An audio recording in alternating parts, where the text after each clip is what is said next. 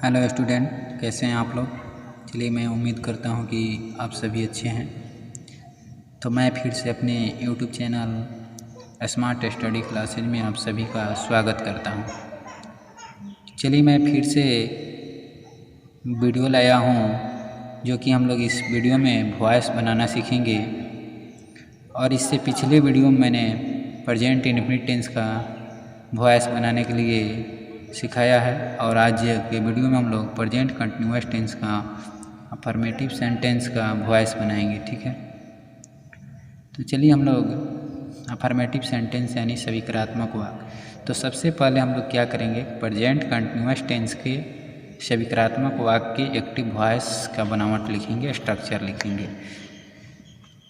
तो इसमें हम लोग प्रेजेंट कंटिन्यूअस टेंस का स्ट्रक्चर मैंने लिख लिया है कि subject plus is am are plus V4 plus object, यानी कि प्रेजेंट कंटिन्यूअस टेंस का स्ट्रक्चर जो होता है subject plus is am are plus verb 4 plus object, यानी कि एस से क्या होता है सब्जेक्ट, सब्जेक्ट मीन्स क्या होता है कर्ता, और उसके बाद इज एम आर का प्रयोग करते हैं, और उसके बाद वर्ब 4 यानी कि चौथा रूप।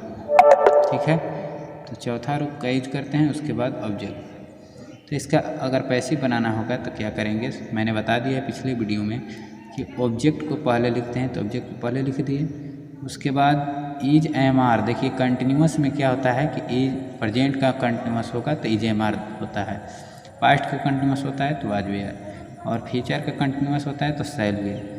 तो जो भी रहेगा उसको कंटिन्यूअस में ज्यों का त्यों लिखेंगे। ठीक है, उसके बाद प्लस पॉइंट एक बनता है कि अगर कंटिन्यूअस का पैसिव वॉइस बना रहे हैं तो इसमें क्या जोड़ेंगे, बिंग जोड़ दिए।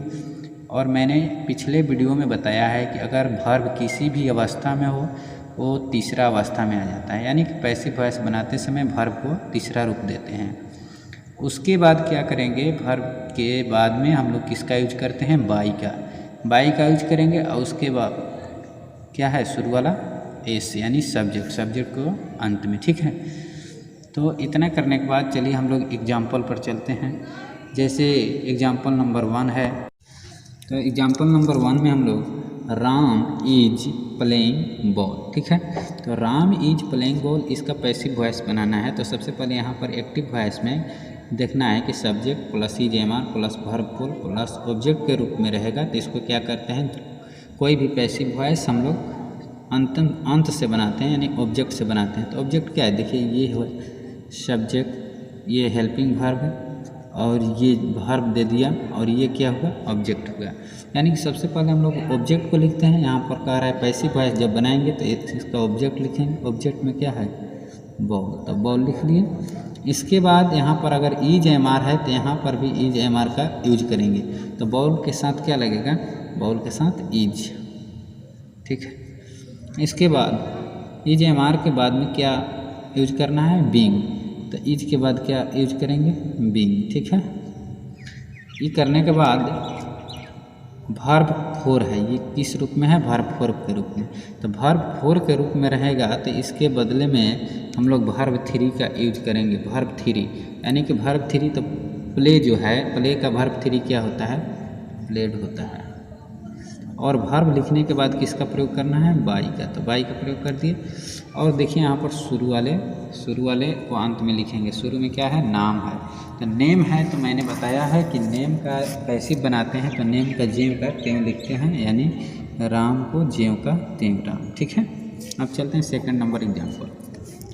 Second number example, we are reading book, यानी कि इसको भी अंत से बनाएंगे। ये ऑब्जेक्ट है तो ऑब्जेक्ट लिख लिए बुक, और बुक सिंगल है तो इसके साथ इज का प्रयोग करेंगे कि एम का कि आर का, तो इज का प्रयोग करेंगे। और उसके बाद वर्ब है 4, यानी कि देखिए ये कंटिन्यूअस है, वर्ब 4 है तो क्या है, कंटिन्यूअस है।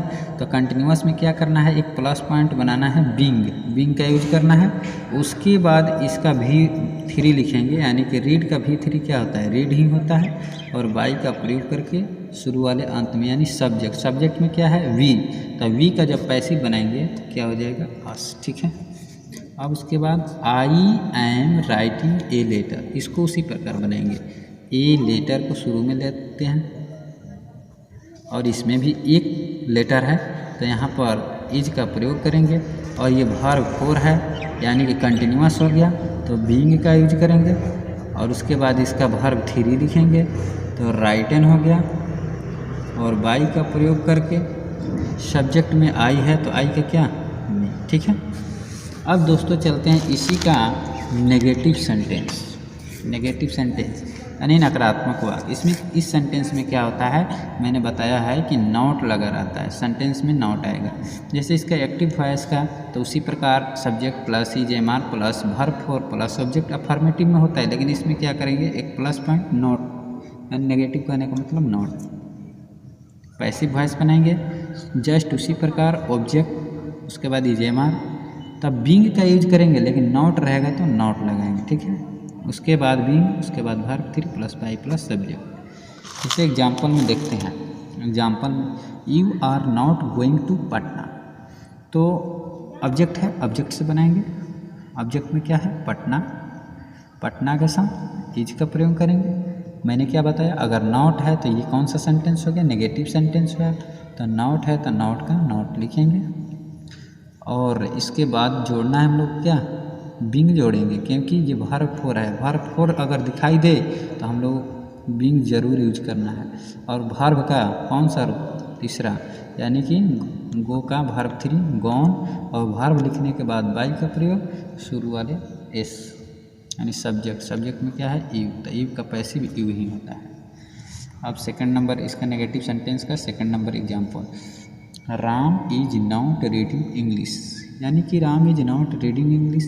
तो इंग्लिश को ले लेते हैं शुरू में, इंग्लिश, इसको जेम करते हुए लिखना है, तो इंग्लिश के साथ भी इज का ही प्रयोग होगा। नॉट है तो नॉट का नॉट लिखना है। ये वर्ब 4 है तो बीइंग लिखेंगे। उसके बाद वर्ब का 3, रीड का वर्ब 3 रीड। और बाई का प्रयोग करके शुरू वाले राम, जो नाम है तो नाम का जेम का तेम, ठीक है। अब चलते हैं हम लोग, नेगेटिव सेंटेंस हो गया, अब इंट्रोगेटिव सेंटेंस पर, ठीक है। चलिए, मैंने इंट्रोगेटिव सेंटेंस है। इंट्रोगेटिव सेंटेंस यानी प्रश्नवाचक वाक्य, प्रश्नात्मक वाक्य। इस सेंटेंस से क्या होता है कि प्रश्न पूछने का भाव या बोध होता है, या एक, अगर हम लोग जहाँ पर जिस सेंटेंस के अंत में क्वेश्चन मार्क देखेंगे उसको हम लोग इंट्रोगेटिव सेंटेंस समझते हैं, ठीक है। तो इंट्रोगेटिव सेंटेंस में क्या करना है, इंट्रोगेटिव है यानी कि हेल्पिंग वर्ब क्या होता है कि बाहर आ जाता है। तो मैंने हेल्पिंग वर्ब को बाहर एक्टिव वॉइस में कर लिया, subject plus V4 plus object. उसी प्रकार पैसिव भी बनाएंगे तो जस्ट उसी प्रकार से रहेगा, लेकिन हेल्पिंग वर्ब कहाँ आ जाएगा, बाहर आ जाएगा। तो ऑब्जेक्ट मैंने शुरू में दिख रहा था, तो ऑब्जेक्ट शुरू में लिख लिया, लेकिन हेल्पिंग वर्ब को कहाँ लिखना है, शुरू में लिखना है। स्टार्टिंग में हम लोग is am are plus object plus being, क्योंकि वर्ब 4 रहेगा तो बीइंग का यूज करना है, verb 3 plus by plus subject. Example देखिए, is he doing this work, तो देखिए क्वेश्चन मार्क्स भी है और हेल्पिंग वर्ब भी बाहर है। तो उसी प्रकार सबसे पहले हम लोगों को ऑब्जेक्ट लिख लेना है। ऑब्जेक्ट क्या है, दिस वर्क लिख लेते हैं। और इसमें जब हेल्पिंग वर्ब बाहर है तो इसमें भी हेल्पिंग वर्ब बाहर, तो इसके साथ भी इज का प्रयोग होगा, तो इसको इज, ठीक है। वर्ब 4 है तो बीइंग का प्रयोग करेंगे।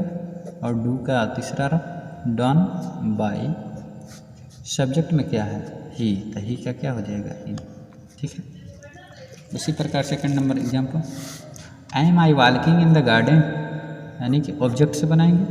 तो एक्टिव में है, पैसिव में बनाते समय हेल्पिंग वर्ब को बाहर करना है, तो द गार्डन के साथ में क्या लगेगा, एम लगेगा, नहीं इज लगेगा। तो हेल्पिंग वर्ब को बाहर कर लिए, इज। उसके बाद द गार्डन। और उसके बाद वर्ब 4 है तो इसके बदले में बीइंग का प्रयोग करेंगे।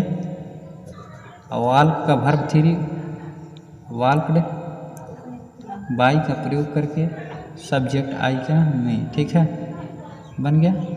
ये चिन्ह लिखते जाना है, ठीक है। अब यहाँ पर मैंने एक नोट बताया है, यदि सेंटेंस, इसको मैंने काट दिया, यदि सेंटेंस में क्वेश्चन वर्ड्स जैसे why, who, what, how, which, etc से शुरू रहे यानी स्टार्ट रहे, तो उसे निम्न प्रकार से बनाया जाता है।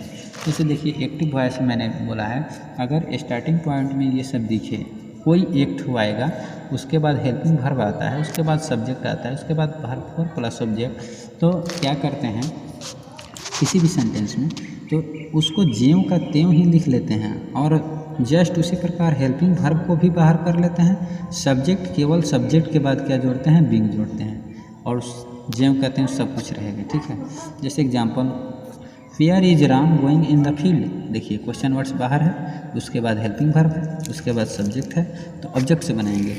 तो ऑब्जेक्ट से बनाएंगे तो सबसे पहले मैंने क्या बताया, इसको ज्यों का त्यों क्वेश्चन वर्ड्स को वेयर, उसके बाद ऑब्जेक्ट देख लेना है, ऑब्जेक्ट में द फील्ड है तो द फील्ड के बाद इज का प्रयोग करेंगे, एम का कि आर का, तो इज का ही प्रयोग होगा, तो इसकी जगह पर इज द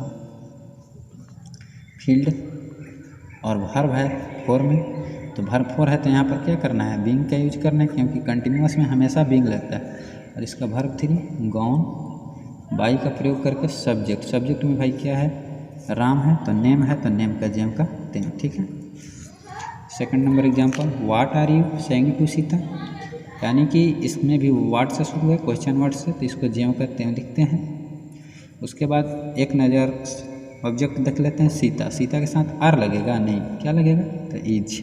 उसके बाद सीता से इंग, यानी वर्ब फोर है तो वर्ब फोर रहेगा तो क्या, बीइंग। उसके बाद इसका वर्ब थ्री से का वर्ब थ्री क्या हो जाएगा, शेड, और बाई का प्रयोग करके यू का यू। Thank you.